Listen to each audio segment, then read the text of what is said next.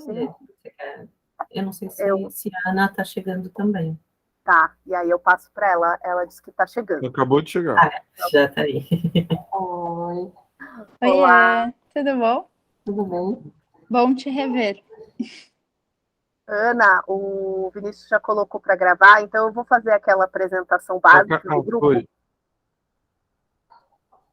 Oi?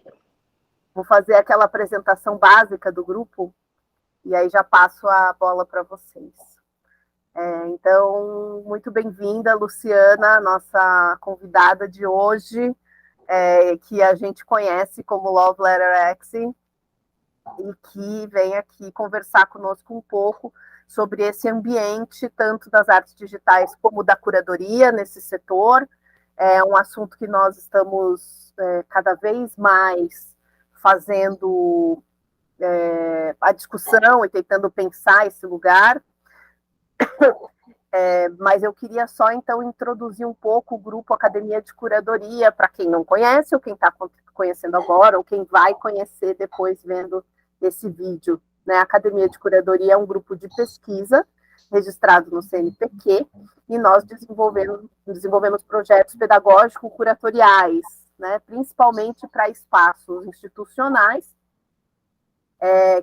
que precisam, né, de apoio no setor curatorial. Os nossos projetos são apoiados pela FAPDF, né? E nós estamos nos dedicando neste momento, prioritariamente, né, a estudar, pesquisar e também efetivamente montar uma coleção de artes digitais brasileiras para o Museu Nacional da República em Brasília. O nosso grupo é formado por pesquisadores e pesquisadoras em vários estágios de formação, né, desde a graduação até o doutorado. E uma das atividades que a gente busca fazer com bastante regularidade é justamente o seminário permanente, para o qual nós convidamos a Luciana, onde ocorrem conversas com diversos agentes do sistema artístico que podem nos ajudar aqui a pensar as artes digitais e a curadoria a partir do digital. Então, muito obrigada, Luciana, por estar conosco aqui, e eu passo a palavra à Ana Romã. Olá, boa tarde. Desculpa o atraso de alguns minutinhos. Eu vou apresentar a Luciana e aí a gente vai começar essa conversa.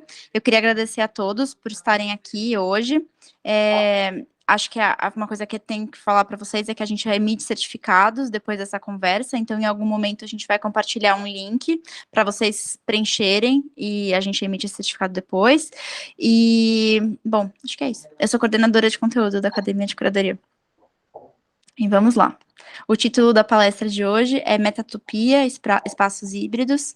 A Luciana de Paula Santos é arquiteta, artista e curadora no Estúdio Esteses, doutorando em Arquitetura e Urbanismo pela FAUSP, pesquisa e desenvolve projetos em urbanismo conectados em rede, estéticas tecnológicas de espaços híbridos, acoplamentos para o corpo-cidade e estudos da produção em massa de subjetividades em rede, Big Data Colonization.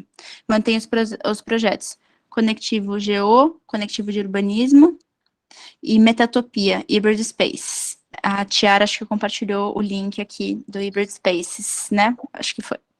E, bom, Luciana, a gente já conversou, para quem não sabe, para os nossos convidados que estão aqui hoje com a gente já conversou com a Luciana num passado próximo, e foi super incrível, e hoje a gente resolveu trazê-la numa segunda conversa, para a gente aprofundar algumas questões que a gente já tinha levantado, e ouvir um pouco mais dela, sobre a pesquisa dela.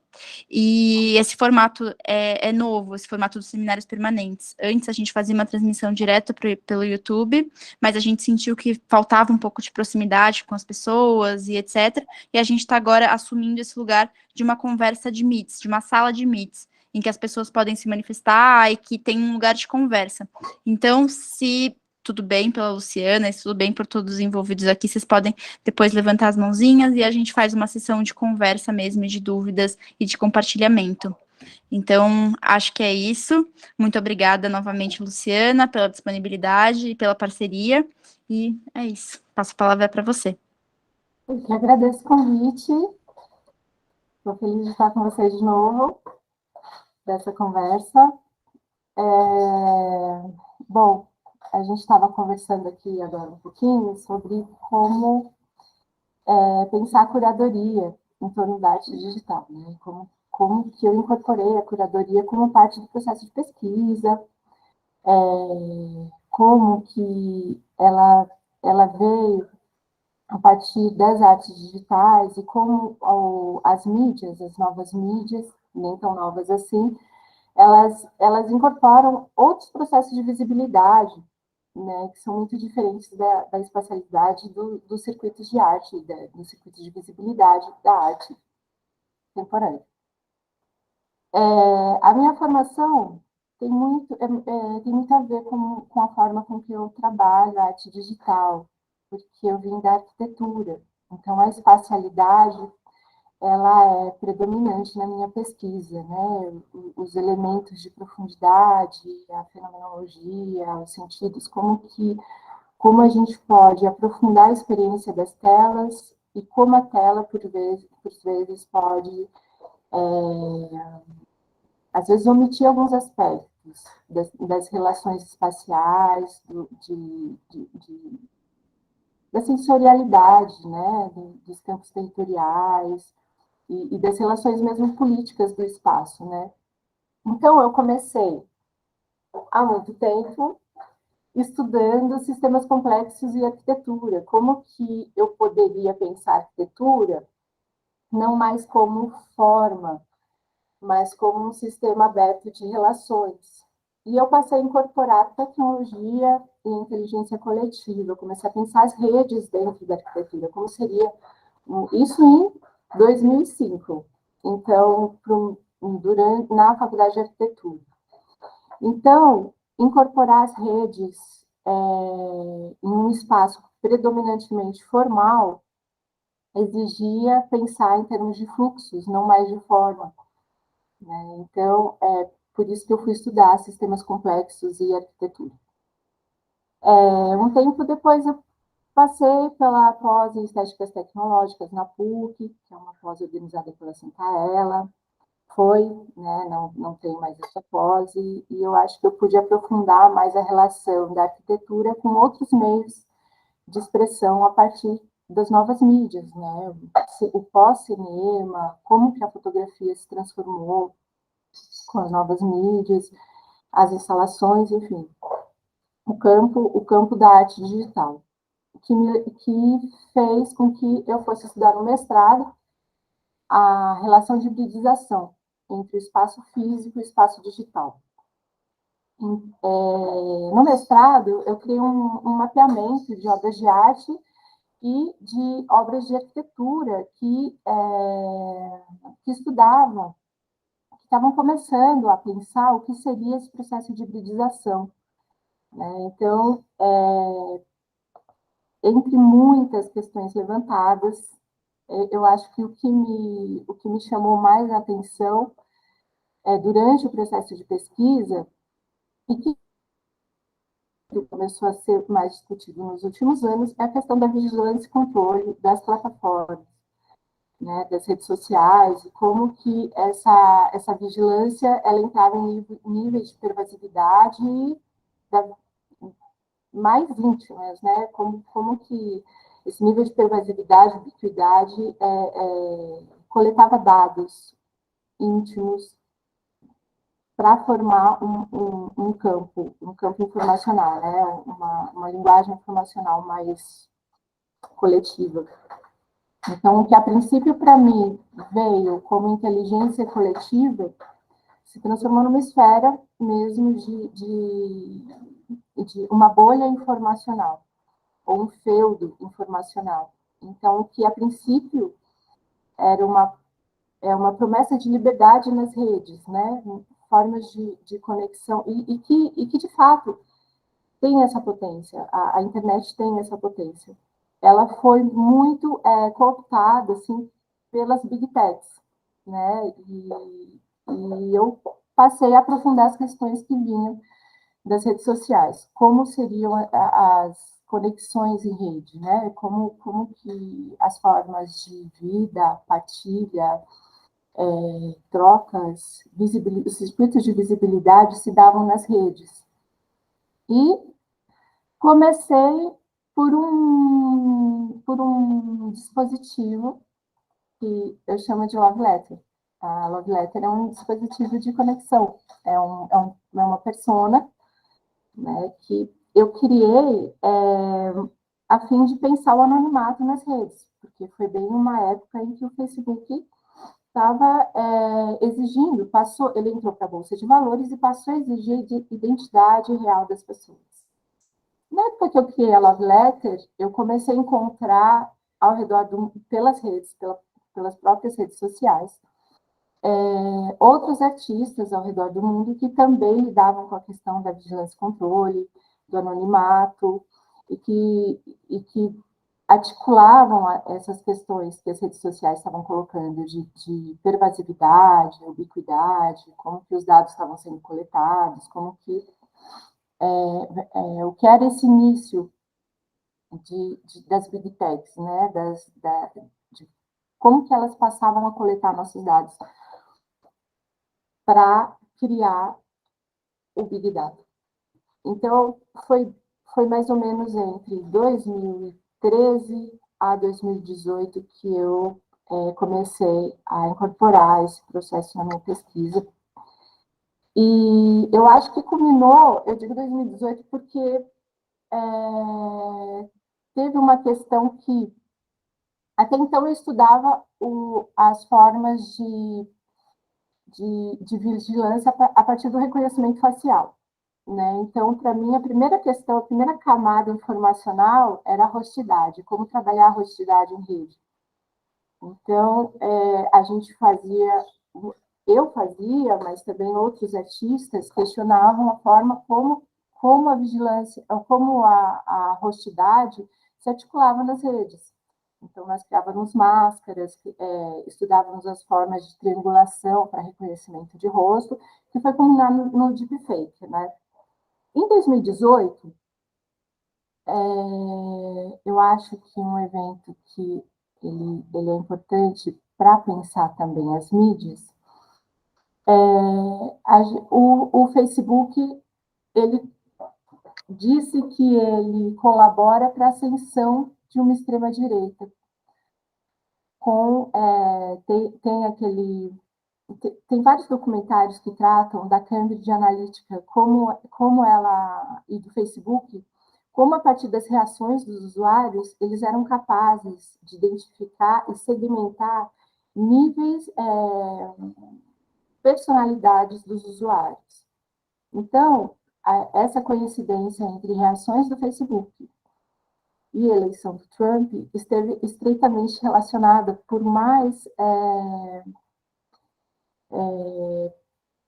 inocente que pareça, né? O surgimento de uma micro-reação individual, ela é capaz de, com Big Data, segmentar setores inteiros de consumo, perfis de usuário, perfis de comportamento. E então eu acho que foi esse momento que eu deixei de estudar especificamente a hostidade e o reconhecimento facial e passei a pesquisar a decolonização com Big Data, né? Como pensar o Big Data como um plano estético e político, né? O Big Data ele começa a ser tratado também com as políticas de reconhecimento facial, mas também com as políticas de visibilidade. Então, com as formas de visibilidade em rede, se tiver muito abstrato, pessoal, vocês me avisem, tá bem? Tá tudo bem agora, por enquanto. Tá bom. Estamos acompanhando. Bom, eu posso me confundir às vezes. Bom, o Big Data, a gente partiu das reações, e muitas vezes esses grupos, eu comecei a fazer parte de coletivos que estudavam essas relações entre o Big Data e as redes sociais, né? E esses grupos também lidavam com questões, e aqui eu queria entrar um pouco no que foi a curadoria, né? Como que a curadoria se incorporou nesse processo, porque eu comecei a encontrar pessoas que estavam pensando formas de furar a visibilidade predominante das redes. Então, nós estamos organizados em bolhas informacionais, né? Como pensar e incorporar a curadoria como uma forma de relação, não só de visibilidade. Então, esses artistas, alguns deles são Doreen Hills, no México e Reino Unido, Bjorn Malmgren, eu não sei falar, mas ele é da Holanda. O, o próprio criador da Biennale. Eles começaram, são artistas, alguns artistas, né, tem muitos outros, começaram a pensar o meio digital como formas de gerar agenciamentos em rede, agenciamentos coletivos e relações. Mais do que um campo de visibilidade, a rede ela permite um campo de relações. E foi a partir das redes que a homeostases também, o Guilherme Brandão, a Júlia Borges Aranha, que me convidaram para fazer parte do homeostases, também estavam nesse processo, né? E é uma plataforma brasileira, né, que também pensou a curadoria como forma de relação. Então, eu acho que nessa edição da Long Bienal, eu pensei em incorporar a minha pesquisa, que é dos espaços híbridos, numa plataforma curatorial. Essa plataforma curatorial, ela exclusiva, apesar de falar da hibridização dos espaços, ela é predominantemente digital.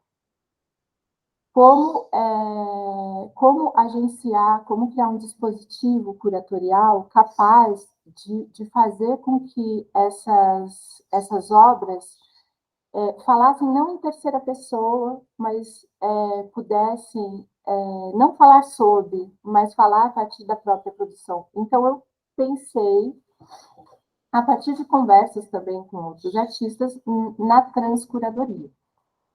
A transcuradoria, ela veio como uma forma de estabelecer, de desdobrar campos a partir de um mesmo tema. Então, se eu estou trabalhando os espaços híbridos e convidando pessoas ao redor do mundo para falar sobre essa hibridização, eu passei a convidar pessoas que tinham um olhar totalmente distinto, mas que pudessem falar em primeira pessoa sobre esses espaços híbridos. Então, convidei a Tássia Mila, que é uma artista pataxó, que estuda na ECA, convidei a Alice Granada, que também é uma artista trans, e que puderam buscar desse lugar em primeira pessoa o que era esse olhar, como desdobrar esse olhar a partir dos espaços híbridos, porque a gente está na emergência da Web3, da formação de um novo tipo de internet. Busca uma nova forma de conexão muito mais ubíqua e baseada no espaço, geolocalizada.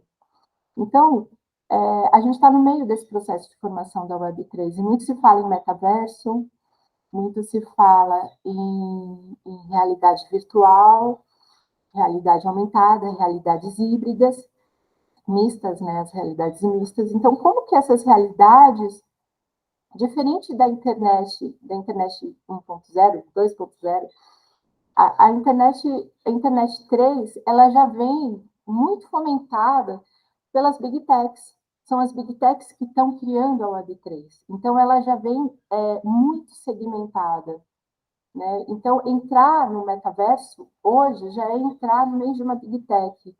Não é que esse espaço foi cercado, apropriado, criado. Ele já vem criado pelas Big Techs.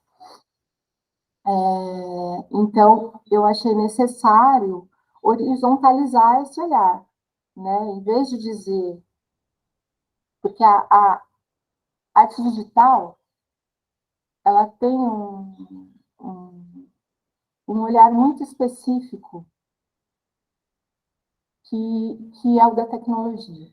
É como se a tecnologia promovesse um achatamento das diferenças a partir das plataformas, né? Como se os meios disponíveis eles gerassem uma homogeneização da visualidade, dos circuitos de visualidade. Então, como promover outros olhares, ainda que o meio esteja achatando essas formas de olhar, né? Então, esse foi o princípio da transcuradoria, da ideia das transcuradorias, né? E dos convites, enfim. E eu não sei se eu mostro um pouquinho aqui, ou se eu deixo os links. Vocês querem ver um pouquinho? Tá bom, então. Deixa eu abrir aqui.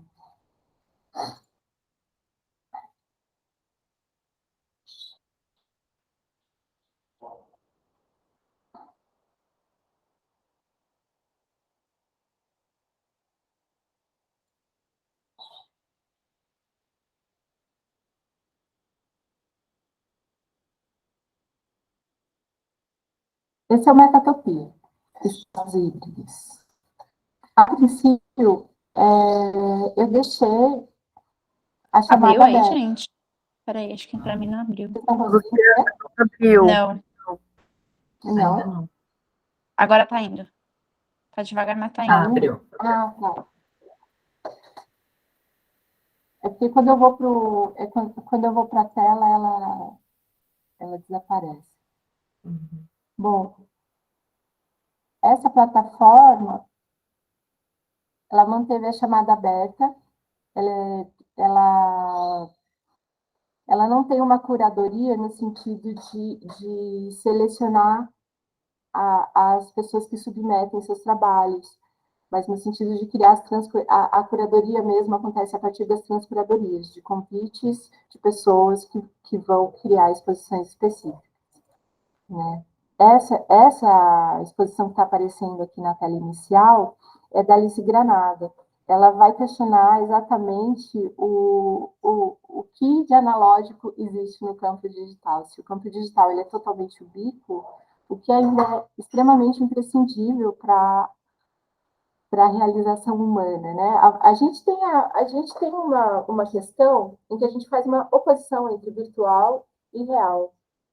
Mas o virtual é um conceito relativo ao tempo, à velocidade da plataforma digital, a velocidade com que a plataforma digital opera. A plataforma digital em si, ela é uma infraestrutura pesadíssima e tem uma espacialidade forte. Existem hoje cidades fantasmas no Vale do Silício, dedicadas somente a servidores para a internet. Então, essas cidades, elas não são feitas para humanos, elas são cidades feitas para máquinas, né? Então, a espacialidade e a infraestrutura das redes digitais, elas são hiperespaciais, assim, elas participam da corrida espacial, elas ocupam cidades inteiras feitas para máquinas, cabos submarinos quilométricos. Então, eu acho que essa exposição da Alice Granada é uma exposição que vai tratar dessa espacialidade presente na arte, não na arte digital, mas no meio digital, né? Então, eu acho que essa distinção virtual-digital é uma distinção que ela desloca um pouco a questão, ela não torna mais possível distinguir entre real e virtual, porque o virtual é um conceito relativo ao tempo, né? O digital, ele é hiperespacializado, né? Diferente de lidar com a plataforma da tela plana, que abstrai alguns elementos de relação espacial e que centram na ocularidade. né, das imagens. Mas isso eu vou falar um pouquinho mais para frente. Eu acho que outra forma de pensar as transcuradorias foi uma parceria com a White Page Gallery, de um italiano, que ele cria uma página feita para exposições ao redor do mundo. Então, são vários artistas digitais que criam exposições, transcuradorias específicas, e compartilham em uma página, que é o White Page Gallery, suas pesquisas. Então, aqui, especificamente, o Metatopia feito para a Long Bienal, ele é uma forma de conectar com outras pessoas que estão abordando hoje, dentro da arte digital, a questão da hibridização dos espaços, a formação da Web3 e enfim, outros olhares. A Tássia Mila, por exemplo, quando ela criou a exposição de arte indígena para o meio digital, houve uma fissura, né? Uma fissura das formas de representação. Né? A gente vê como a linguagem digital ela pode, por muitas vezes, padronizar uma forma de visibilidade. Então, quando a gente vê uma exposição de arte indígena, né? Embora durante o processo a gente ela tenha se questionado, eu não sei se o que eu faço é arte indígena, né? Não sei se o indígena ele pode ser recortado tão especificamente no meio como esse, porque ele tem um desdobramento enorme, né? Então, essa fissura foi nas formas de visibilidade mesmo, porque ela trouxe fazeres muito específicos e que passam pelo meio digital, visto que o meio digital é muito ubíquo, né? Deixa eu ver se eu consigo acessar aqui a exposição.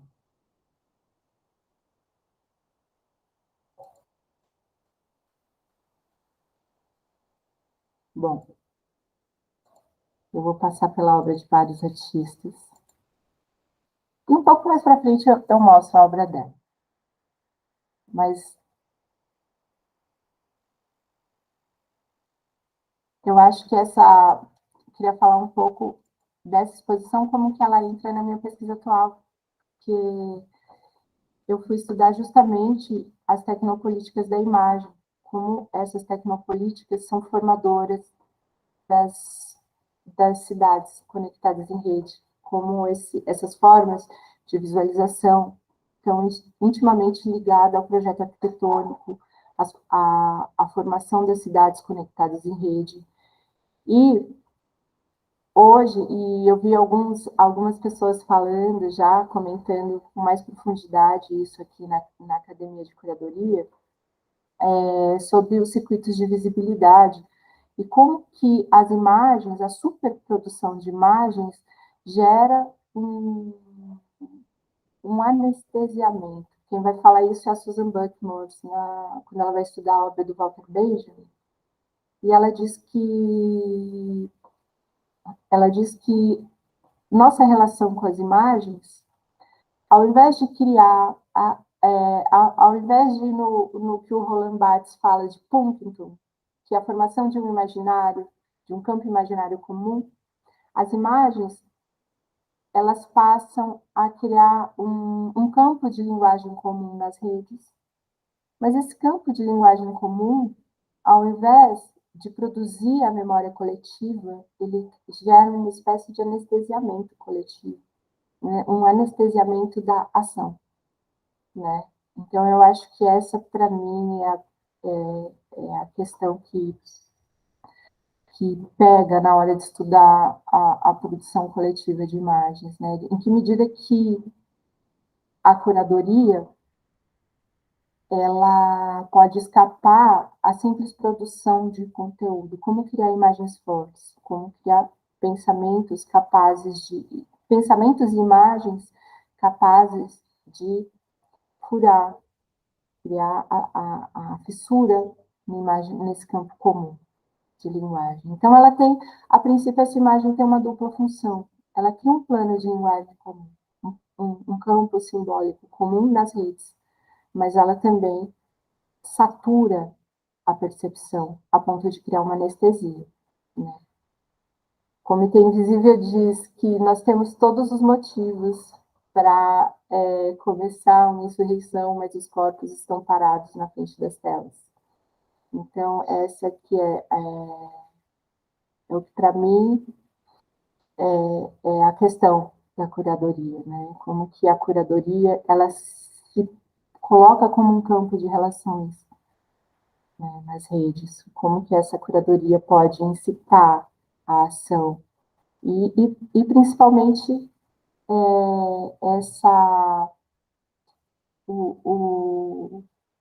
não a anestesia, mas o aesthesis, o campo oposto, né, os sentidos, como ativar o olhar, né? Tem um poema muito bonito da Alejandra Pizarnik, poeta argentina, que diz que a rebelião consiste em olhar uma rosa até pulverizar os olhos. E talvez a curadoria seja esse campo em que a gente possa promover uma alteridade radical dos sentidos e da percepção, mesmo nos meios mais homogeneizados e homogeneizantes, né? Então, foi dessa forma que incorporei a curadoria e que busco conectar, usar a curadoria como campo de conexão entre artistas, pensadores, e fazer um campo de desdobramento também da pesquisa, né? Porque, para mim, não me interessa tanto produzir olhares, produzir monólogos, mas conectar com pessoas que estão pensando o mesmo assunto de formas totalmente diversas, né? E essa plataforma, a Metatopia, ela veio com essa urgência de convidar as pessoas com quem eu entro em contato para compartilharem seus textos, pensamentos, palestras, conversas e arte digital em torno desse tema, né? Do que seria essa formação de uma hiperrealidade mista, né, da Web3, e que já vem, como se fosse, a impressão que eu tenho é que é uma luta em glória, porque ela já vem fomentada pelos Big Techs, né? Então, como a gente pode pensar essas espacialidades e, e, e transformar esses espaços que já vêm conectados, né? Essa sociedade de controle. Então, a minha pesquisa atual, ela gira em torno da formação da sociedade, da transição de sociedades disciplinares para sociedades de controle, e como as imagens, elas participam dessa mediação e dessa produção comum espacial e simbólica, né? Não sei se você quer atender as perguntas, mas eu vi que você estava dando uma pausa e elas apareceram no chat. Então, a Valentina estava com a mão levantada e o Igor postou duas perguntas também. Então, de repente, vamos fazer a da Valentina antes, né, que é verbal, e depois a gente passa para as escritas. Pode ser assim, Luciana? Claro, pode sim.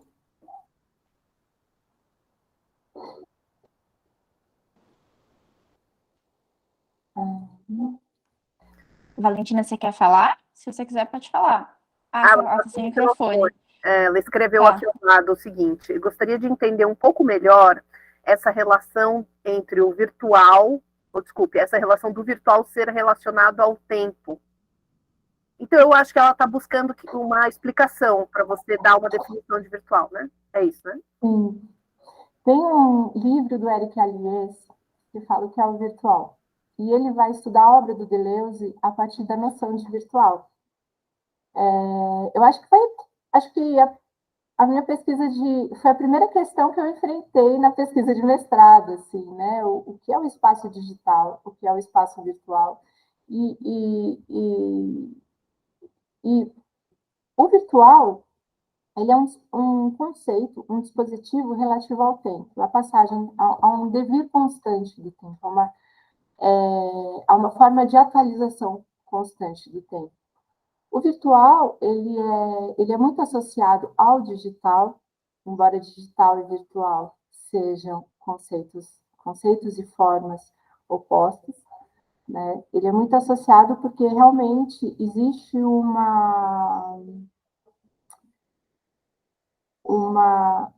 modo temporal do espaço digital que acelera a percepção, né? Que cria outra relação de profundidade na relação entre as pessoas, no achatamento do espaço físico, né? E na própria operação do olhar, né? O nosso olhar ele é construído historicamente, né? A gente pode remontar o olhar atual desde o surgimento do período moderno, o enquadramento da janela, da tela, e como a pintura clássica moldou o nosso olhar para a perspectiva, né? E a gente é capaz de entender, a gente teve um aprendizado histórico para aprender a ler as telas. E é como se a gente estivesse em plena mutação desse olhar a partir da relação temporal que a gente traça com essas novas telas, com esse enquadramento do olhar, né?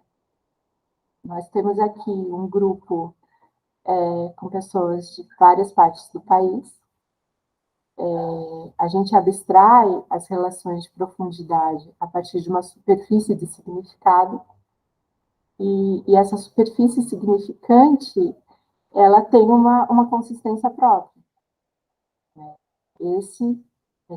Essa relação é tanto virtual quanto digital. Os espaços digitais, eles são um meio de produção material desse campo de significados. Esse campo de significados é mais virtual, mais relativo ao tempo em que a gente produz e opera essas linguagens, do que o digital, que é um meio de produção material, uma nova revolução tecnológica. Então, a princípio, eu tive que opor o que era um campo espacial acoplado de camadas informacionais, que seriam virtuais, né? Mas o conjunto desse campo é digital, né? Não sei se ficou bagunçado ou claro, Valentina. É que é muito Inclusive, complexo, mas a gente entendeu. então eu vou simplificar.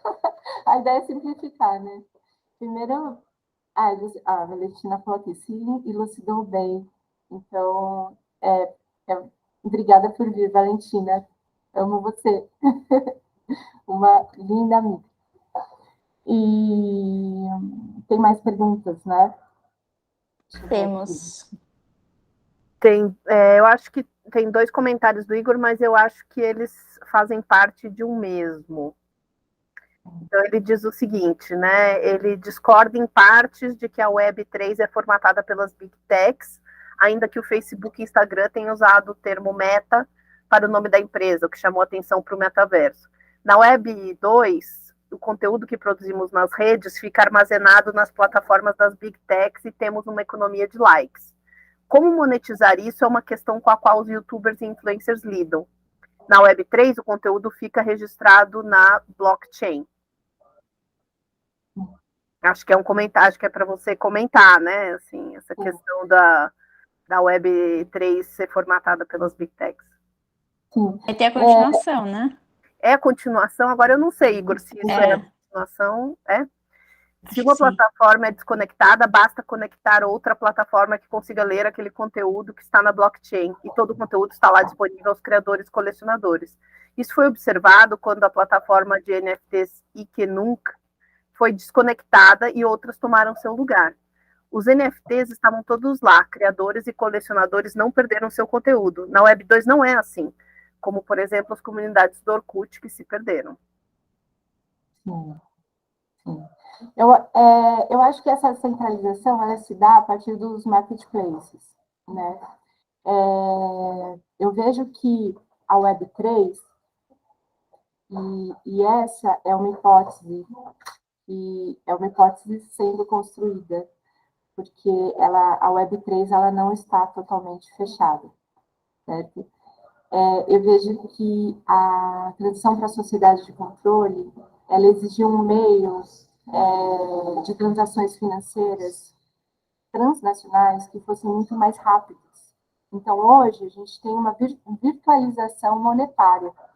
Então, é como uma aceleração de um turbocapitalismo. né? O blockchain é uma tecnologia diferente, porque ele promete uma descentralização. Mas o blockchain aplicado ao mercado financeiro, ele é uma hiperconcentração de renda dessa produção de conteúdo feita nas redes. Então, como que a gente pode pensar essa produção de conteúdo? Existe sempre um marketplace que não é coletivo, que não é uma produção coletiva, ele é propriedade de uma big tech que mantém um banco de dados, que mantém aquele marketplace. Então, aquele lugar específico de venda de obras, ainda que as obras transitem de plataforma para plataforma, eles são centralizados. Essa percepção, ela se deu numa experiência específica que eu tive com a plataforma Nier. A plataforma Nier, ela recebeu um aporte financeiro de mais de 500 milhões de dólares para formar um concorrente específico do metaverso, para o metaverso. Então, ela surgiu como uma startup, recebeu um aporte financeiro imenso de vários conglomerados para formar um metaverso concorrente mesmo ao Google, ao Facebook. E a forma de financiamento de artistas, a forma de criação de marketplaces, que seria a Meetbase, a criação do próprio metaverso, que é a CryptoVoxels, eles centralizam, eles são de propriedade específica. Não é ainda que a gente, embora a gente produza conteúdo e venda esse conteúdo e tenha uma certa autonomia de venda em relação aos circuitos de arte consolidados, é como se a gente tivesse que transitar ainda entre as plataformas das redes sociais. Se a gente ainda não foi capaz de realizar, sendo ainda um pouco utópica das teorias de inteligência coletiva, a gente não foi capaz de realizar uma inteligência coletiva horizontal, embora o blockchain ele venha com essa promessa de uma criptografia que permita o acesso de todos. Então, eu acho que é um ganho que a gente não precise manter os dados só em uma plataforma ou uma rede social, que a gente possa transitar. Mas ainda, eu acho que na constituição de uma inteligência coletiva, de uma rede, como a gente pode pensar de centralização radical desses meios de produção, né? Como que esses meios de produção eles podem ser um agenciamento realmente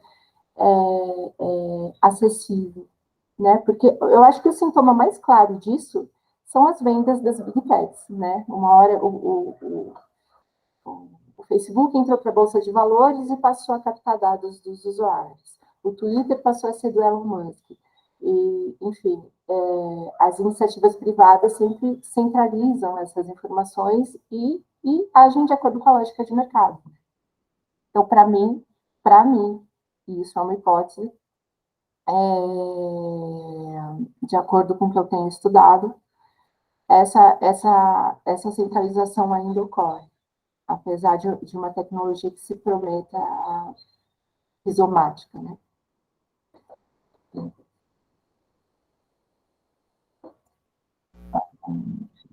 Eu não sei se podemos aproveitar para fazer outras perguntas. Claro, pode. Luciana, como a gente vem acompanhando a sua atuação há um tempo já, né? E nós chegamos até você porque a gente estava procurando mulheres que atuam nesse campo, né, das artes digitais. Eu queria te perguntar um pouco sobre isso, né? Queria te pedir um pouco uma leitura de gênero nesse ambiente onde você se encontra, se você percebe diferenças, embora as redes sejam globais, né, nas quais você atua, se você percebe diferenças entre países nesse âmbito. E também queria te pedir, daí uma segunda pergunta, para você falar um pouco sobre a baixa tecnologia também neste país, né? Então, assim, a gente está muito interessado na academia pelas possibilidades de fazer, né? Pelas possibilidades de sobreviver, pelas possibilidades de fazer. E aí, como que a gente faz para sobreviver dentro de uma realidade que é de extrema desigualdade em todos os sentidos, incluindo aí, claro, evidentemente, o digital. Então, a primeira pergunta é sobre gênero e a segunda é sobre essa desigualdade a partir do seu olhar, né?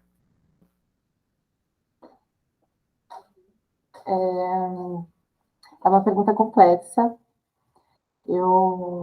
Quando a gente fala em descolonização dos dados, do Big Data, a gente pode remontar ali as primeiras políticas de reconhecimento facial que não identificavam negros, por exemplo, rostos negros, né? E porque é uma tecnologia criada por uma faixa muito específica, né, de produção, destinada a reconhecer um público muito específico, né? Então, esses corpos dissidentes, ou não gosto de falar de corpos dissidentes, mas o campo de diferença que a rede opera, ele é como se a rede operasse um achatamento mesmo, uma forma de reconhecimento e produção feita por pessoas específicas para pessoas específicas. Então, quando a gente vai falar das redes sendo ocupada por bilhões de pessoas, né? O Facebook foi o primeiro a ser ocupado por 2 bilhões de pessoas e teve um crescimento exponencial. Essas diferenças começaram a vir à tona.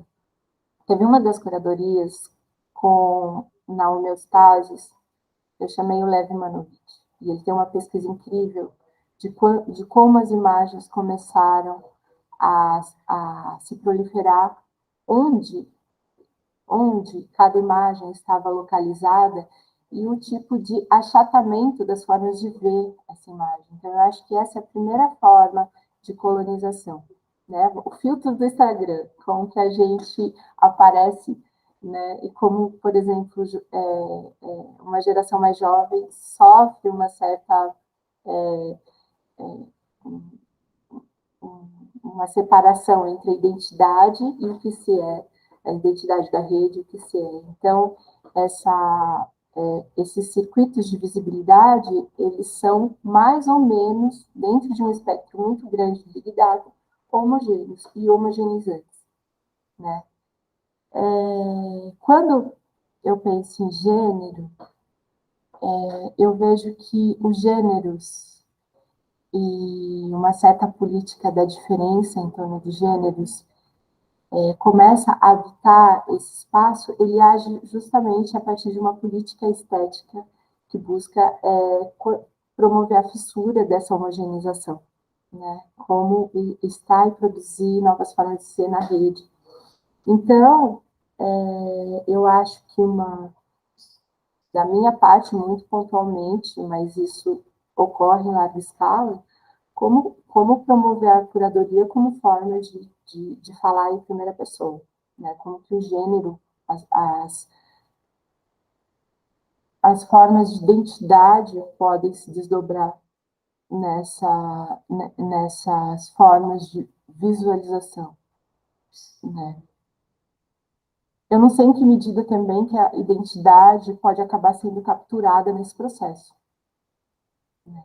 De criar novos circuitos de homogeneização. Sim, só fazendo uma interrupção, eu queria que você falasse também, sei lá, das identidades indígenas, né? Que você fez uma curadoria digital indígena. E acho que tem um debate nesse sentido também. Sim, eu acho que a pergunta da Ana, ela está, assim, redondinha e relacionada, porque quando a gente fala em baixas tecnologias, ou tecnologias low-fi, a gente tem uma prática muito predominante no Brasil, que é a gambiarra, né? E a forma de lidar no processo, a gambiarra, o glitch também, incorporar o erro como processo de criação, o erro de criação das máquinas, né? Essas formas de criação e produção, elas atuam justamente ali onde a máquina não consegue padronizar, onde a linguagem não é a mesma e produz fissuras, né? Então, o erro ele é parte predominante da criação na arte digital. né? Inclusive as formas de entender as linguagens digitais, no que elas não padronizam completamente essas formas de visibilidade. Não sei se eu respondi essa pergunta, ou se você quer aprofundar um pouco mais. Eu vou mostrar aqui um trabalho da Tássia Mila, que eu acho... Eu vou... deixa eu acessar aqui.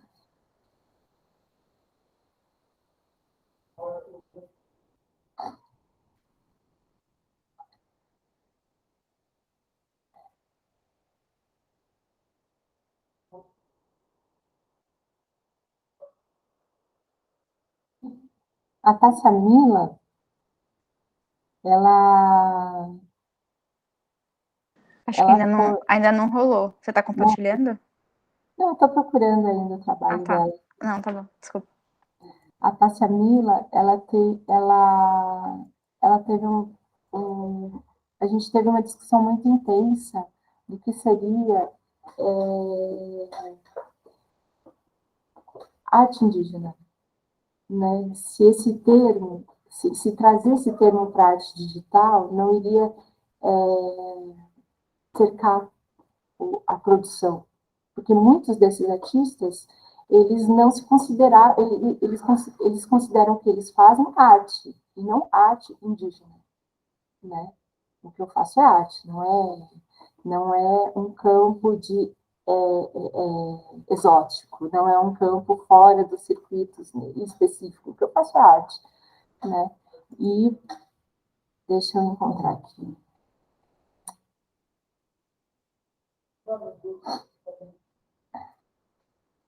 Vou compartilhar com vocês.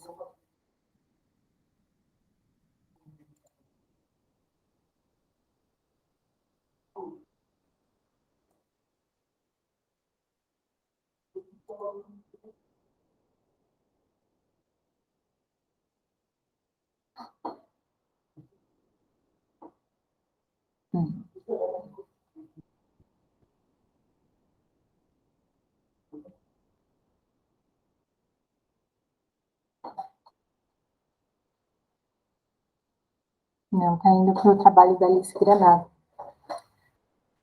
Esse título é incrível, inclusive. Ainda digital, mas alguém ainda tem que fazer o almoço. Eu convidei a Alice Granada no intuito de trabalhar com as identidades de gênero, mas ela preferiu trabalhar essa questão da predominância do espaço digital, né, o que eu achei incrível, assim, ela teve um olhar acurado para o que está se passando agora, né, nessa produção da Web3. E eu vou fazer uma gambiarra aqui. Falar em gambiarra, eu não estou conseguindo acessar esse link.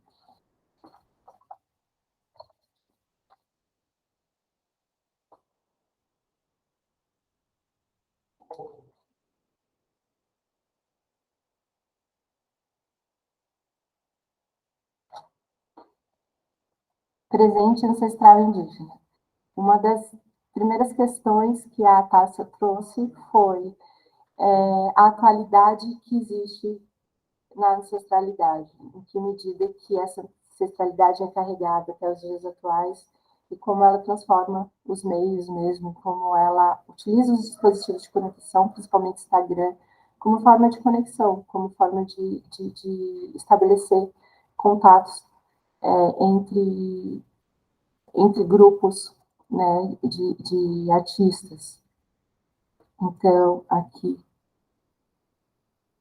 ela trouxe mais de 20 artistas do Canadá, dos Estados Unidos, de toda a América. Ela convidou artistas de toda a América. Utilizam principalmente as redes sociais como forma de conexão. Então, embora a arte digital ela esteja muito pautada pela técnica digital, esses artistas eles estão no meio digital, eles incorporaram as redes como forma de expressão, mas dentro do seu campo de produção. Então, existe não é necessário que a ubiquidade é tanta que não é necessário que você use ferramentas digitais para produzir arte digital. Então, vou mostrar um pouquinho da pesquisa de cada artista. E eu gostaria de ter convidado a Tássia para falar do trabalho dela, porque ela foi uma pessoa que desdobrou muito o tema. Entrou em contato, ela criou mesmo um movimento em torno desses artistas, gerou debate, e eu gostaria que ela falasse sobre esse trabalho. Vou colar o link aqui para todos acessarem.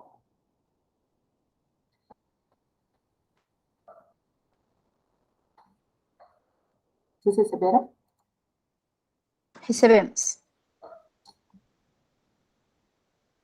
E eu não sei se eu respondi a sua pergunta, Ana, se era essa a questão.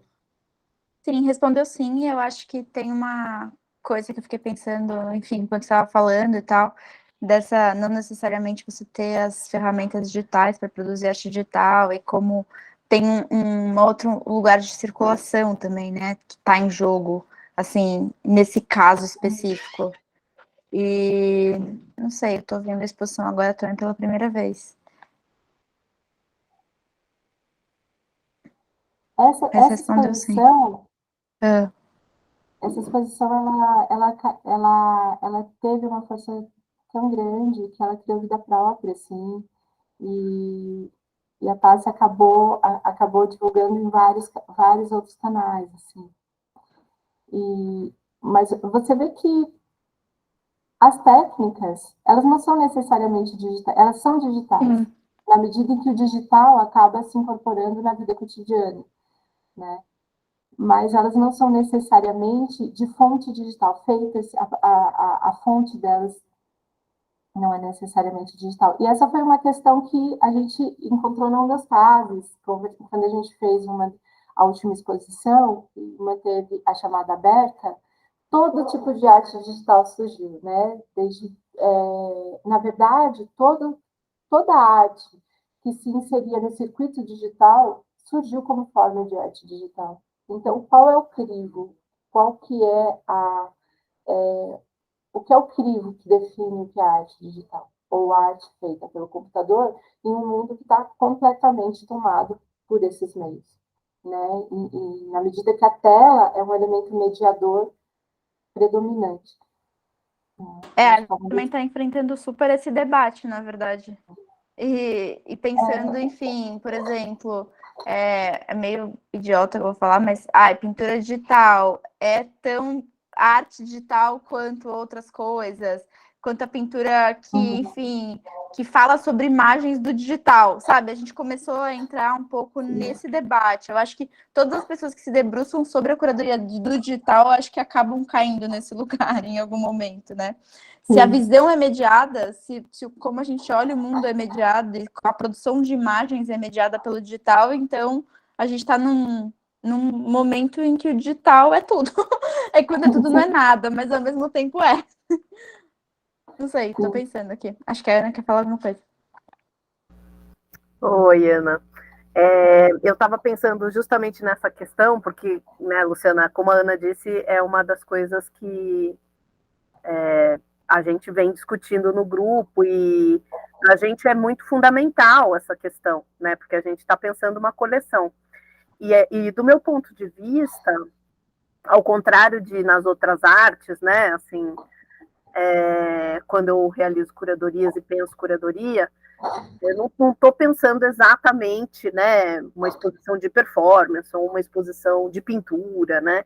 Eu estou pensando assuntos, e aí a gente vai ver qual que é a mídia que vai aparecer, o que vai funcionar e o que é possível. Porque a curadoria tem muito disso, né? Do que é possível nesses espaços nos quais a gente opera. Mas diante das artes digitais, eu tendo a ser conservadora, ao contrário do que eu sou geralmente, porque eu acho que há uma falta de intimidade do sistema artístico em relação a essas mídias, né? A esse tipo de arte que ocorre a partir do digital, digamos assim, ou é nato digital. Então, às vezes, eu fico pensando se não é uma bandeira a gente, nesse caso, defender esses suportes, no caso de inseri-los, né, dentro do sistema artístico, até que isso seja naturalizado, né? E produzir web art possa ser considerado tão legítimo quanto fazer pintura, escultura ou performance, né? Então, eu fico também um pouco em dúvida sobre que medida, né, a gente escolhe, como a Ana disse, né? Mas daí também se é tudo, não é nada, né? E aí a gente acaba caindo nesse lugar de novo, né? Retornando para esse lugar que muitas vezes é apenas um temor, um desconhecimento dessas mídias, né, que todos nós temos em alguma medida, né? Não você, porque você é uma pesquisadora exatamente da área, mas todas nós que somos curadoras, né, assim, de maneira genérica, temos algum tipo de limitação, não em relação apenas às artes digitais, mas em relação a qualquer produção, né? Principalmente diante de uma esfera de arte global que a gente está enfrentando hoje, né? Então, como que eu consigo entender outras tradições que não estão na minha formação? Eu tenho que estar aberta para essas tradições e aberta para esses suportes, né? Aberta para essas discussões, mas claro que nós temos limites, né? Então, eu fico pensando se também, de repente, defender as artes digitais não é só necessário até que elas, de fato, tenham o seu lugar garantido no sistema de arte contemporânea como um todo. Sim. Você sabe que no meio dessa. O Guilherme Brandão, a Júlia Borges Aranha, quando a gente estava no Homeostase junto, e começou a surgir trabalhos de todos os tipos, né? E um do pressuposto do Homeostase é ser democrático, aceitar todo tipo de trabalho. Como estabelecer um crivo, né? Principalmente quando a gente fala a forma de relação entre as redes é principalmente a partir do vídeo, do som e da imagem, né? A gente abstrai os outros sentidos, mas é a partir desse meio que esse meio é predominante, né? Então, como que a gente pensa, principalmente quando a gente vai pensar a tecnopolítica das imagens, como separar o que é produção de conteúdo, visto que a relação nas redes predominantemente por imagens. Que imagens são essas? São imagens de divulgação, são memes, porque as imagens são múltiplas, né? Elas têm múltiplos planos de visualização e comunicação. Não são imagens de marketing, não são imagens de comunicação. O que realmente define, né? Isso foi quebrando cabeça assim um tempão. E quando eu penso em arte feita para o computador, ela é diferente do circuito da imagem digital, porque a arte é feita para o computador, ela sofre essa limitação da ocularidade e da sonoridade. Não é uma limitação, ela em si tem o seu campo de linguagem que explode essas áreas, mas ela utiliza essas linguagens, né, audiovisual. Então, eu acredito, não quero cercar, né?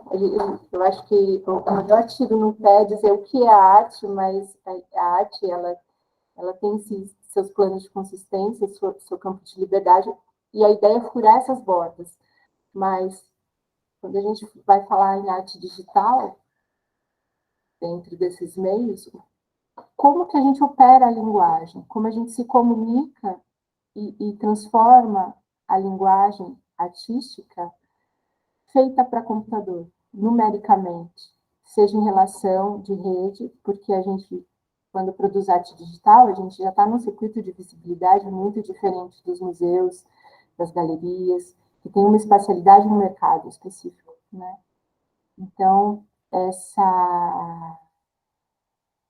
é uma área em aberto, uma produção em aberto, e que ela é muito íntima do erro também, de explorar os erros da máquina e as possibilidades de lidar com essas... Não sei se vocês já viram esses artistas de ASC2, que são essas letras que vão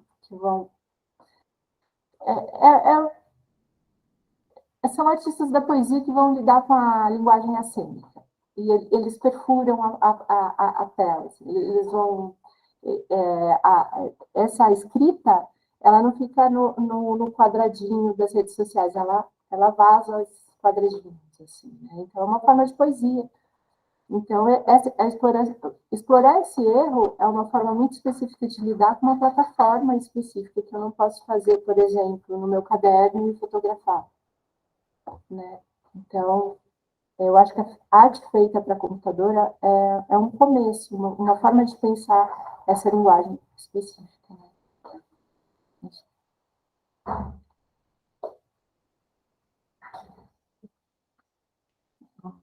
Bom, acho que a gente chega ao fim, na verdade. Você vai dar uma palestra agora, então também é um momento para você descansar um pouquinho e, enfim. A gente queria agradecer pela sua presença aqui. Foi incrível te ouvir, vários conceitos, e dá para perceber que, enfim, é uma pesquisa extremamente densa e, enfim, acho que dá para perguntar muitas coisas, assim, sabe? Conforme você vai falando, a gente vai pensando coisas que a gente, como está desenvolvendo uma prática de curadoria em artes digitais, mas também tem outras práticas de curadoria, a gente chega assim, meu Deus, a gente não sabe nem por onde começar. Mas foi realmente muito legal.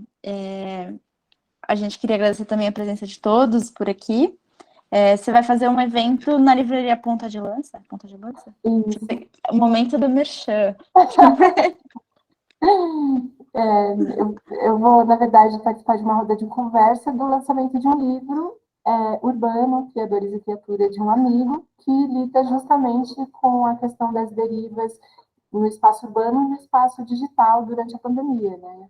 Quais são esses confrontos entre as formas de deriva nesses espaços? Livraria Ponta de Lança, podem comparecer. Aqui em São Paulo. Aqui em São Paulo. Isso, 19 horas. Compareçam. São todos bem-vindos. Muito obrigada. Muito obrigada, Luciana, muito obrigada Eu que agradeço. Todos que estiveram aqui conosco hoje. E a gente espera se rever ou na próxima conversa replicante ou no próximo seminário permanente. Acho que a Ana está aqui fazendo um sinal para eu lembrar de avisar que o certificado, né, Ana? Sim, tem um certificado aqui exato.